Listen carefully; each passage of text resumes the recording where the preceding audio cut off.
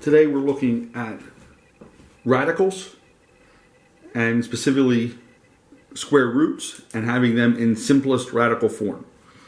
Okay. So if you have a perfect square, right, meaning when you have a square root, the number that comes out is a whole number. Okay, that's called a perfect square.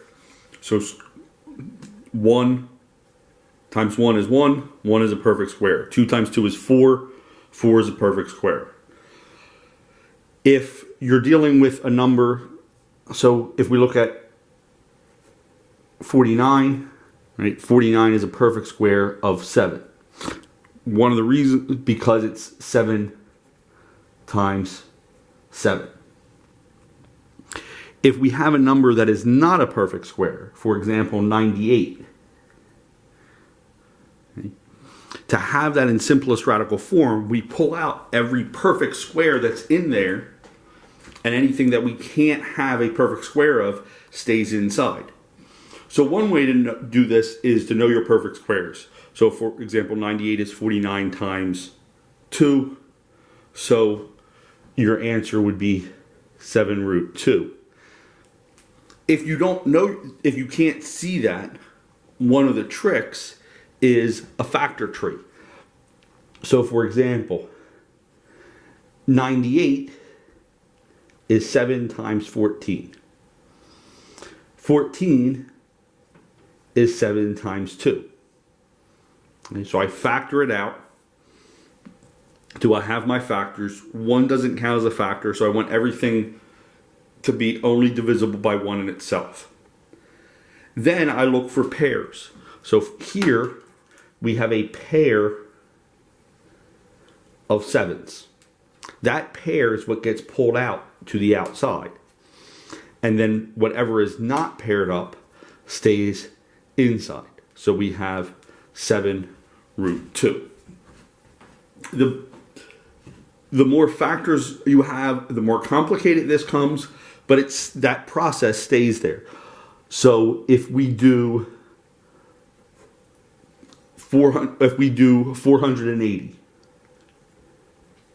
okay, 480, we're going to start out 48 and 10. The advantage of the factor tree is it doesn't matter how you split it up, as long as what you're doing is accurate. 10 factors to 5 and 2. 48 factors to 4 and 12. 4 is 2 and 2. 12 is 6 and 2. And 6 is 3 and 2. Oops, to 2. Okay. So then I look for my pairs. So I have a pair of 2s here. Okay, and I have a pair of 2s here. Doesn't really matter how you pair them up as long as they're paired up. So I have 2 pairs of 2s. So I pull out a 2 from each pair. So I have a 2 from this pair and a 2 from this pair. I multiply those together. So I have a 4 on the outside of my square root. If I have things that aren't paired up, I do that same concept just inside. So not paired up, I have a 2, a 3, and a 5. So I have 2, 3, and 5 on the inside. I multiply those together. 2 times 3 is 6, times 5 is 30. So I have 4 root 30. That is my simplest radical form. Okay, so when I factor it out, I'm finding all my pairs, pulling 1 from each pair out, multiply all those together. I find everything that's not a pair, I leave that under the square root, and multiply that together.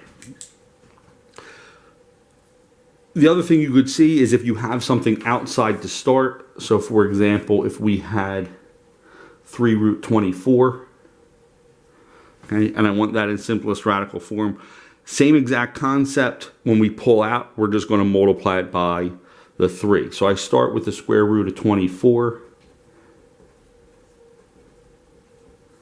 factor that out. Okay. So I have a pair of 2s and I have a 3 and a 2. So the square root of 24 is 2 root 6.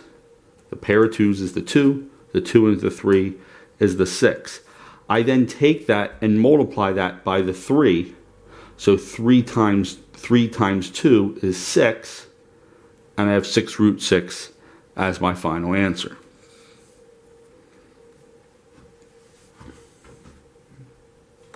So that is simplifying our radicals when we have our regular square roots.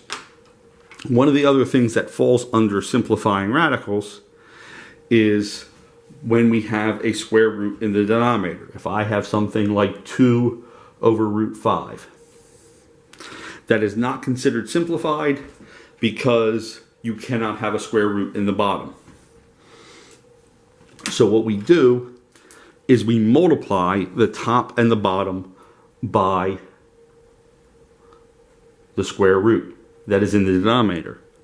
So here I multiply by root 5 over root 5. Since it's the same thing, it reduces to 1, so my fraction doesn't change, but the look of my fraction changes.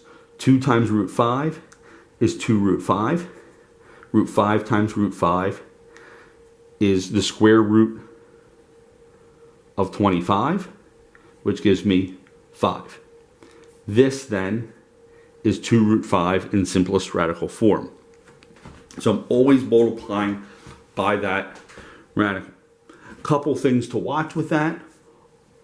One, if you have something like the square root of 8, you can multiply by root 8 over root 8, but root 8 simplifies. So you need to simplify either beginning or end. The advantage of simplifying at the beginning is you'll have less to reduce at the end. If you multiply it through, there's more things there to reduce. So root 8, I factor out to 4, and I get my pair of 2's and the 2 that stays inside.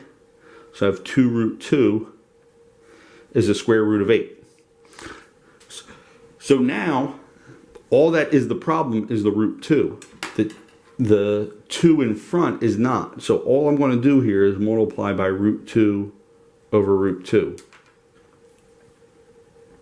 3 times root 2 is 3 root 2. Root 2 times root 2 is the square root of 4. So I have 2 root 4. And root 4 is, the square root of 4 is 2. So I have 3 root 2 over 4. I do this 2 times this 2. That gives me 4. That is my simplest radical form.